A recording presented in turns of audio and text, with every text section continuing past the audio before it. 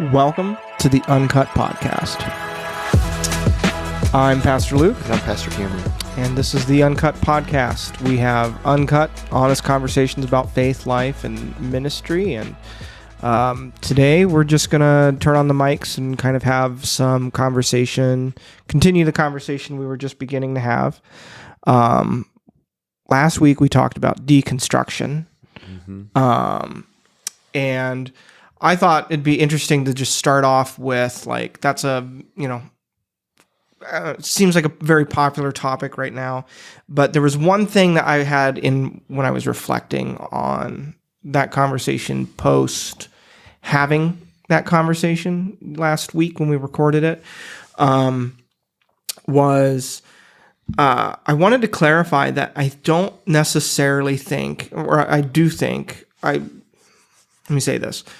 Deconstruction does not always move in the direction from conservative to liberal, right? Or in the direction from faith. I have faith now, and I'm moving in the direction of no faith. Yes, yeah. Yeah. I think the stories that get a lot of, maybe get talked about a lot, are the ones that we maybe focus on because they're the ones that, like, maybe make us most anxious or something like that, are the ones where people move from faith to non-faith or from conservative to liberal because we're like, oh my gosh, they're becoming liberal or something like that. But lots of people, I can think of a couple who went from arguably a more liberal space to, and I say liberal in a general frame. I don't actually mean like liberal and conservative in a political sense, but and then became more conservative in their expression of faith. And that's in a lot of ways people's move. Like, anytime someone comes to a place of non-faith or atheism into faith, right? That's like so I guess the deconstructionism or deconstructing does not lead you necessarily in only one direction. Yeah, it seems to me like we could probably define it more, or we could not better, but just in that deconstruction kind of represents the transforming of a general worldview, even a theological worldview. So, like, whether that's moving from one side of the spectrum to the next, or and wherever you would start on that spectrum. So if you would start on the evangelical side and move to the liberal side, or conservative, or whatever your preferred labels are. But you do often see, people who have maybe lived a good portion of their lives without faith, without any sense of hope for the future, without any regard for a relationship with Jesus.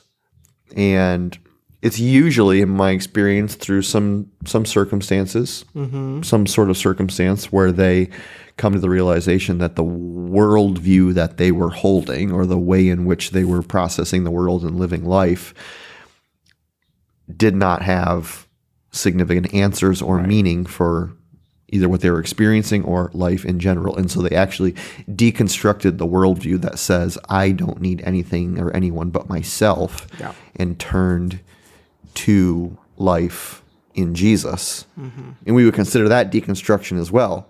They deconstructed a godless worldview into one where they are now relying on Jesus. Right. Yeah. So it doesn't necessarily move in one direction. No. It's just sometimes the other directions that it tends to move, we tend to use other words for that. Like, finding faith, coming to Jesus. Like, we don't typically associate that with deconstructing. Right. But you are deconstructing something. Yeah. Right? Or detangling. Yeah. Did you have any other reflections on that conversation since we've had it? I would say my reflections are that I am really sympathetic. I feel really, like, pastorally sympathetic to those who are in, like, a deconstructive mind or like in a deconstructive pattern. Yeah. Because my experience is that typically deconstruction happens out of a really negative experience with someone who holds the worldview that the person used to hold. Yeah. And it makes me sad that sometimes the worldview, or like say we're talking about someone who's moving from maybe a conservative evangelical position to either faithlessness in general. Yeah. Disregard for the church, disregard for the scriptures, for Jesus himself, or whatever. I am really sympathetic to that process and that position, because it usually happens as a reaction to a really negative experience that a person has had with a person who holds that, rather than the belief structure itself. Right. Or sometimes a like church culture. Right. It's not always necessarily located in a person, but right. But there again, I think church culture is usually encapsulated in people. Yeah. Like when people say, I have a lot. Well, we've talked maybe a little bit about this. Like, I have a lot of church hurt. And they're kind of placing that hurt on the institution of the church, right, as church, a whole, globally, historic, right, universally. Yeah. And while I understand that, the reality is that we don't really actually have church hurt. We have people hurt. People have hurt us, and sometimes a group of people have hurt us. Yeah. Maybe they have not advocated for us, or they have had questionable moral or ethical character, or they have not led faithfully or well. Or they have really unhealthy theology. Unhealthy personal culture, leadership culture, whatever. But to say that the church has hurt is a little bit, I think, of a throwing the baby out with the bathwater, right, and not considering that, people hurt people. Yeah. And that the only way through hurt is forgiveness. Yeah. And that becomes a very large and difficult pill to swallow when you've been hurt. Yeah. Well, the thing that is so sad is that the person who has caused hurt in those people's lives, and if that becomes a significant reason to abandon faith or abandon the church, like, that person continues to maintain a presence, effect, and like control over the outcome of that person's life. If it's like this person or this church did something so awful to me, they said this thing to me, and I just like cannot, and so therefore I must abandon faith or church. Right. Really what you're doing is you're continuing allowing the effect of, that hurt being done to you to some degree, if you choose the route of unforgiveness. Right. Well, and we very rarely go scorched earth on our lives like we do with church.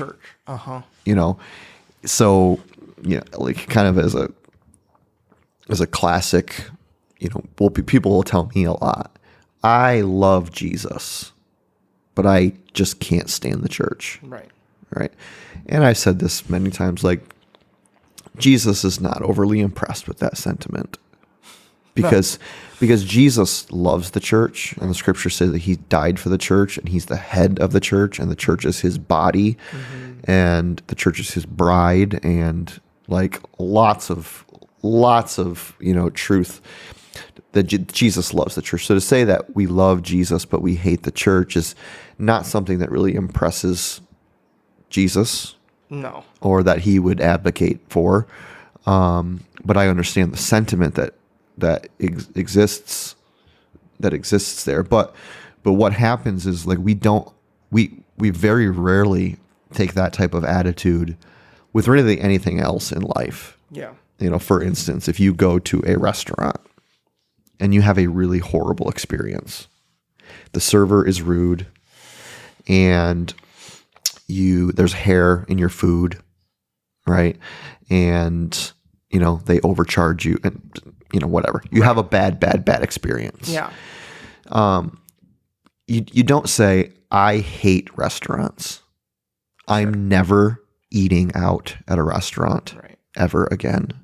You kind of take a little bit of a step back and you have you gain some perspective about like, I had a really negative experience at that particular restaurant. Right. And sometimes if you've gone to that restaurant and you frequented it and you've had really good experiences prior, you chalk it up to a fluke. Correct. Right. Or you might talk to the manager and the manager might say, oh, wow, I don't know how this happened, or I'm so sorry for how this happened, and how can we make this right? You actually kind of pursue your own sense of, like justice or for the flea in my soup, right?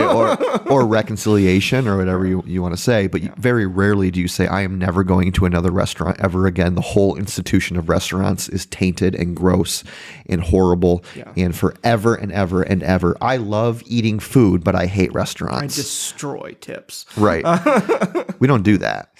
Right. So I think that it would be, but I think that there's something much deeper and more emotionally tied and more significant to our relationship with churches that puts us in the space of being willing to do that when we're not willing to do that with other things. And I honestly think seeing over, the last 20 years, people do that.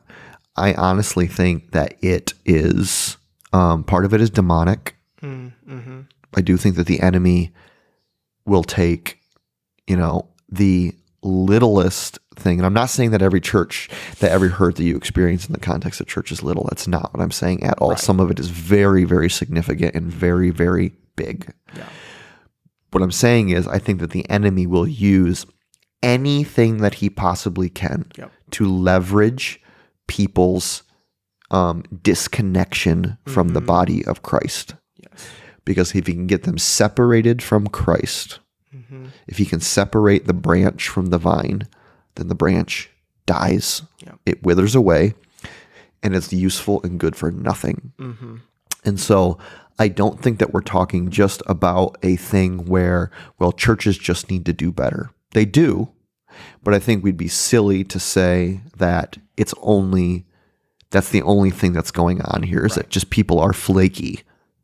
No, I think that there is a very significant spiritual battle going on that we do not always see or recognize that is actively seeking to destroy those who follow Jesus. Yeah. Period.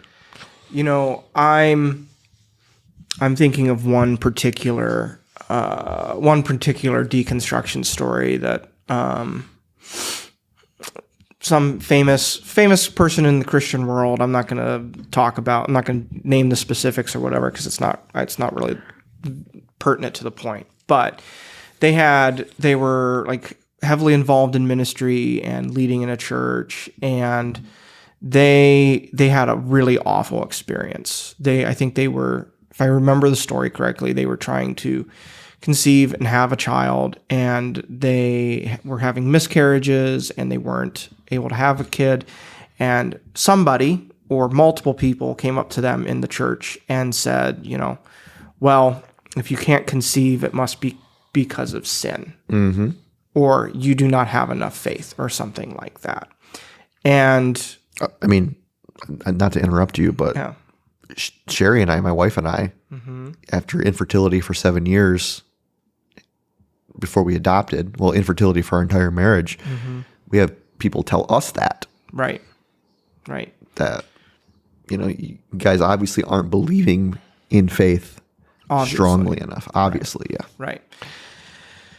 I have so many feelings about that because I think it's so wrong. Yeah. And extremely biblically ignorant to the testimony of Scripture. Yeah. It just is. Yep. And the thing is I'm like, so many stories are things like that, where they experience something or someone comes and says something or states a belief, maybe says it with authority, even like saying it's biblical or something like that. And I'm just like, that does not represent Christ. Yep. Does not even closely represent what the Bible teaches, Right. regardless of what they think they think it says. Like that's, that is, you want to talk about if I was to take the book of Job and I was to like maybe rewrite it as a new parable for like the modern age, I'd do it with that scenario of like not being able to conceive or a miscarriage, and then friends coming and saying, well, then you must be doing X, Y, and Z. That's the plot of Job. Right. And God's like, you're all wrong. Right. Right? Like there isn't necessarily an answer to be had for why all of suffering happens to us. Right. Right.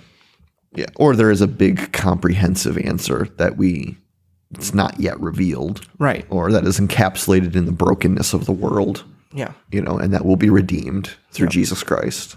But yeah, for sure and for certain, those types of comments happen, and they often are so extraordinarily uncompassionate or without compassion, without nuancing really the frailty of human life or human experience or the brokenness of the world.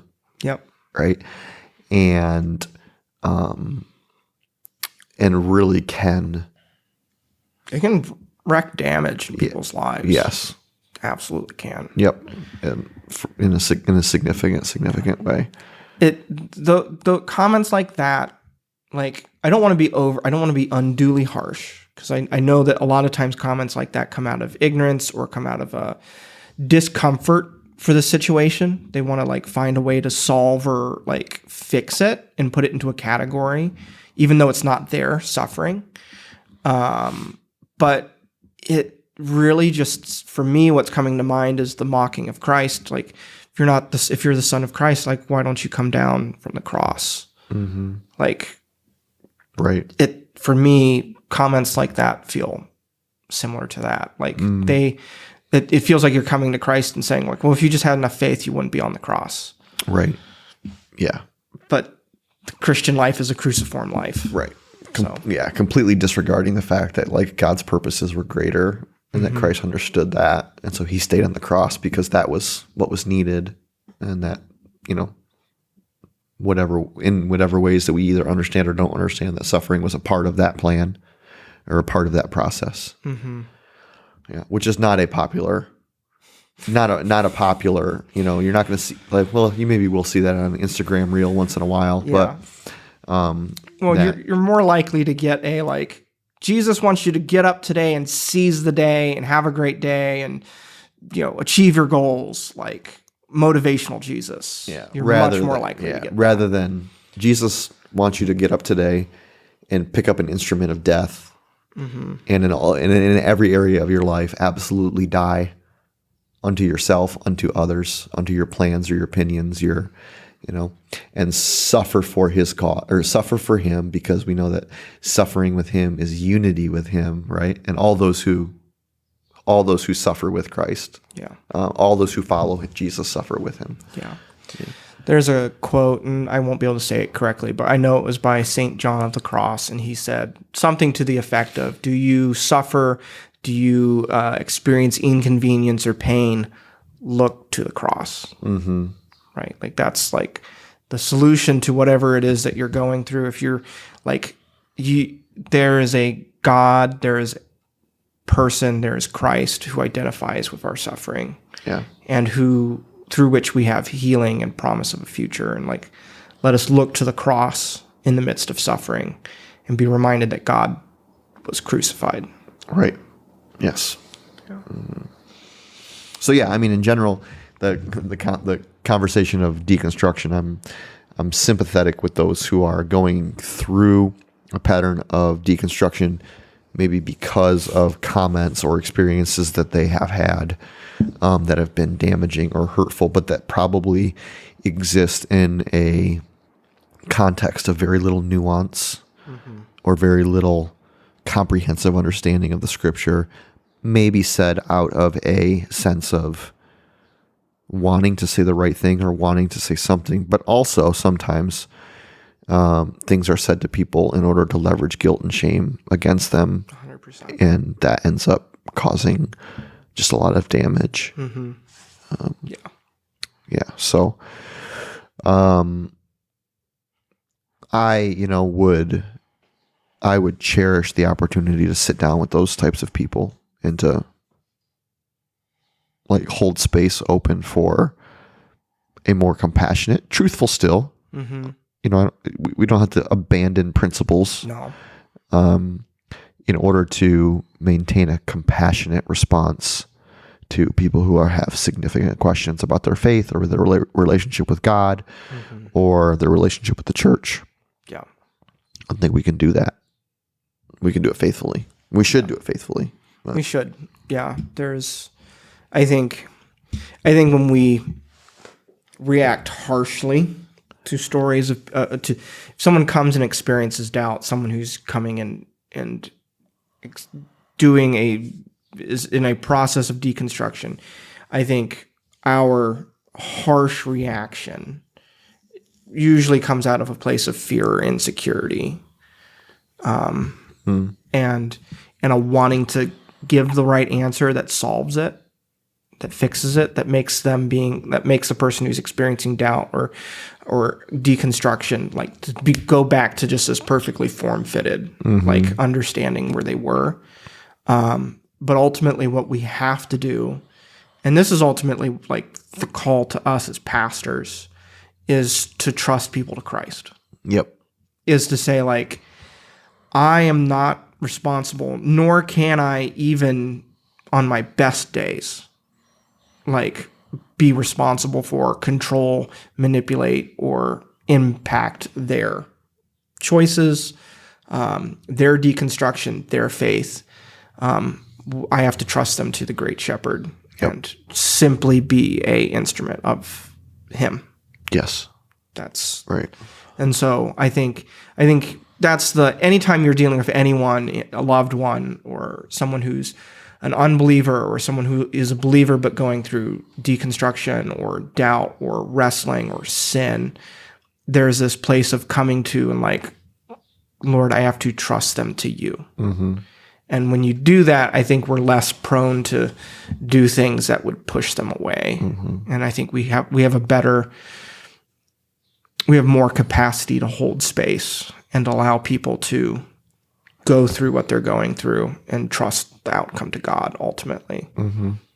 Do you have a sense that people's discomfort with people around them deconstructing is, at least in some parts, wrapped up in their own fear of, what if the thing that I have been believing this whole time actually isn't the thing that I should believe or right? And so I'm kind of gonna I'm gonna overcompensate by making sure that this person continues to hold my perspective, because if they hold a different perspective, it may call into question the veracity of what I believe. Yeah, definitely. Yeah. That's very much what I think, which is in psychobabble is called projection. Right. Yeah. Like that's what I think so much of. That's what I think a lot of stuff is. Yeah. And I think if you look at a lot of, this is a broad statement, so like I'm open to being corrected, and I don't necessarily mean it applies to every single situation. But if you look at any segment of Christianity or Christian leader or Christian who is responding in really strong, vehement, loud, like demanding, controlling ways, behind that is almost always fear and projection, insecurity. Insecurity. Yeah. It's like when you talk about people who are like massively angry at like people for living alternative sexual lifestyles, like you on the other side of that is like probably someone who has a whole lot of guilt and shame over their own sin or desires, or or at least that tendency exists. Like you said, it's not a like general it's not principle. not every single Right. time, but like it's more often than not, when I see someone react harshly to somebody else, they almost always have something that they have not yet experienced God's grace impact in their internal life yet. Right. Right. Yeah, I agree with that. Like there's the cultural saying that confidence is silent and insecurity is very loud. I've not heard that before. That's a perfect way of putting that. Yeah. I think that maybe holds true for the way in which we interact with people around that, is that confidence doesn't, and you might change your, whatever your word is there for confidence, but it doesn't require us to power up and be louder than the person that we disagree with. But when we're really insecure in our belief, we feel necessary to we have to be louder because what if? Right. What if we're wrong? Yeah. What do you think? Maybe we talked a little bit about this last time. I don't really recall, but what would be maybe the most and I suppose the relationship is different, but the most compassionate, understanding, but still principled way in which we would interact with, maybe, let's just say, a loved one that is deconstructing in what we would perceive to be a negative way. Yeah. There's a really good book that I didn't mention. I believe it is called After Doubt. It's a book that seeks to hold the balance I think we're trying to have here of not all deconstruction is bad, but do it with guardrails. How do you detangle but not, toss out what is good as well? I think one of your biggest encouragements to me consistently is to listen, right? Mm-hmm. That's probably the biggest thing. It's can I hear, and not just hear, but can I understand? Can I listen? Can I let them explain to me from point A to point B with not critical questions, but discerning questions, just so you're saying this particular incidents or this thing really, but could you tell me more about that? Yeah.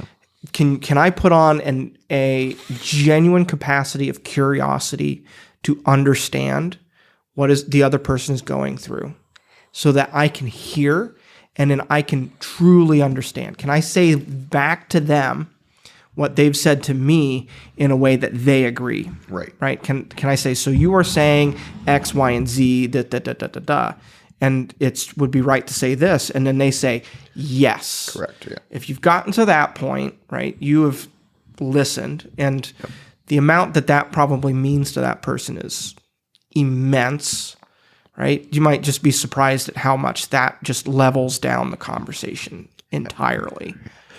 Yeah, in the counseling world, from a clinical standpoint, they would call that a primary accurate empathy. Mm-hmm.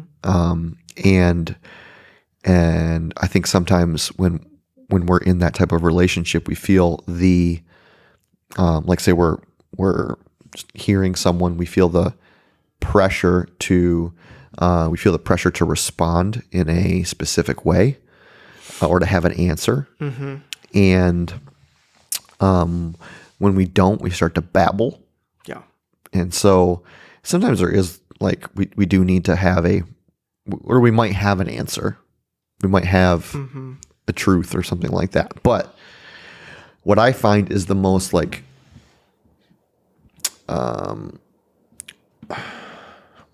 affirming of the person, not necessarily the belief. Yeah. But affirming of the person is to essentially just restate to them my understanding of what they just said. Right. And usually when that happens, so what I hear you say is that you feel very betrayed by the people that were supposed to be trusting and leading you in a positive direction, an example in your faith, and that's made you really question whether or not you want to be a part of something like that again. Yeah. yes, that's exactly true. Mm-hmm. And then what happens is, and da-da-da-da-da, da-da-da-da-da, da-da-da-da-da, da-da-da-da-da. Because when they hear, when it's reflected back on them that, Right. oh my gosh, I've been heard, I've been understood, someone else is holding that space of empathy for me, right? It kind of opens the door now to, and I feel this way, and this happened, and All the other things. all the other things that are behind Yeah. the hurt that they're holding, but that they've never been invited to talk about because no one has genuinely listened to the first hurt, the primary hurt. Yeah. It's not safe to talk Correct. about those things. Yeah. And then I think the thing this isn't going to be I'm not giving solutions that fit every scenario.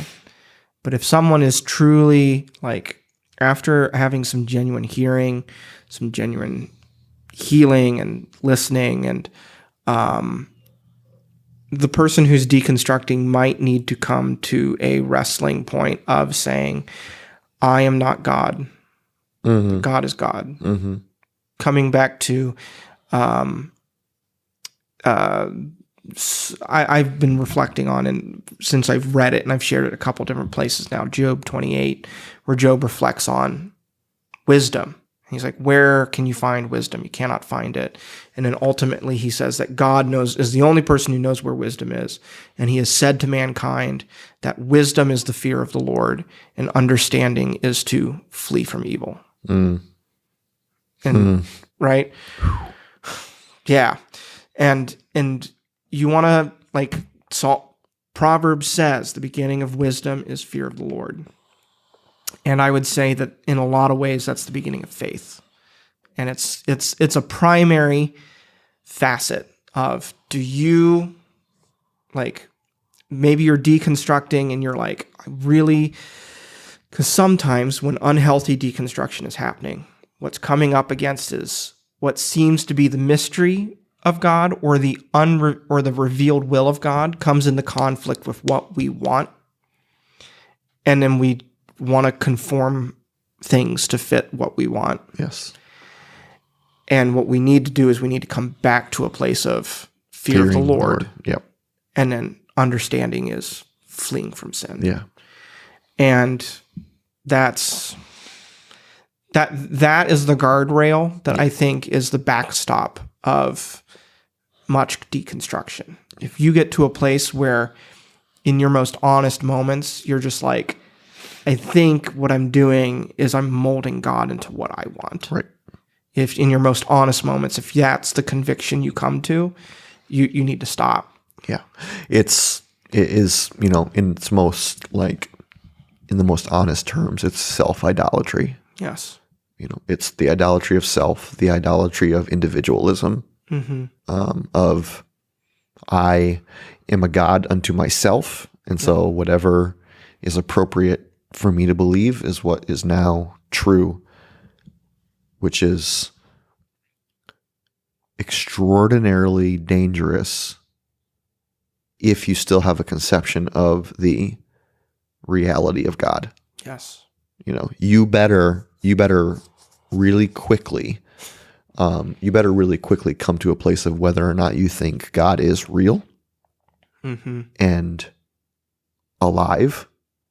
Yeah. And all of the things, because, I think from a really just a basic standpoint, if I were taking a very clinical, sterile approach to it, if there is a God, he likely believes things and thinks things and is probably not really eager to compromise on the things that he thinks and believes because he is God. Right. Right. And so what level of security do we have, or do you have in the midst of your deconstruction, or the place where you end up, that the positions that you hold are the positions that God holds?